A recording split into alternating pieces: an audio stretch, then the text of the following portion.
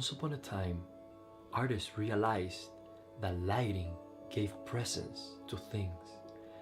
They learned this from the sunrise, when everything became alive, and the night falls, when the sun went away, objects started to disappear.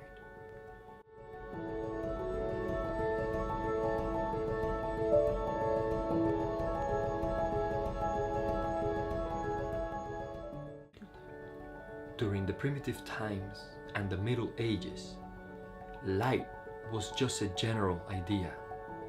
It was not studied for its own sake until future centuries, when artists learned how to light their subject to better tell the story.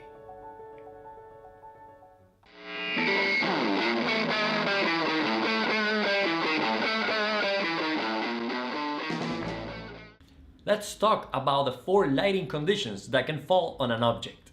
Crest lighting, or form lighting, is the type of lighting used by Leonardo da Vinci and most commonly used in the academies of today. It's the type of lighting that better represents the form of an object. It falls somewhere in the front, and as it turns, it makes the form look darker. Let's say about half to 3/4 of the object will be in light and the rest in shadow. It can come from different areas. It can come from the right, or it can also come from the left. But the idea is to have the object, the main object in the front, catching the light, and the shadow goes around as it turns back in space. This type of lighting has the tendency of bleaching out in the light areas, but it's the most reliable light condition of all the type of lights. All you have to do is to remember this so that you save the value range in the highest lights. Rim lighting. This is the most brilliant and dramatic of all the lighting conditions. Artists like Georges de Latour used it often. Basically, it is when the object is lit from the side so that only the rim of the object is in light. The hues and colors in this lighting condition black out almost completely and tend to lose their true identity. And the reason is because the contrast is so big, so strong, that the colors within the light are hardly distinguishable. Even blacks, middle tones, and white will almost be of the same value in these light areas. However, in the shadow side, much more can be done. Here is when you get to experiment with the subtleties of value, shifts, and also more variation in terms of colors and hues. Always remember on the light side to add more paint to have it crispier and also to allow more subtle variations in the lights.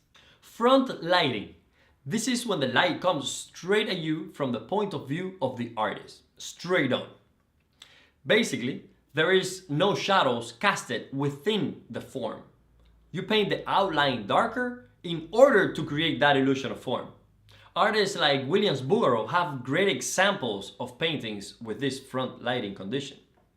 Objects with front lighting show the colors at its purest and is great for representing pattern, colors, and also to represent female portraits. Throughout history, we see that since there is no harsh contrast, it's a great way to represent the female figure.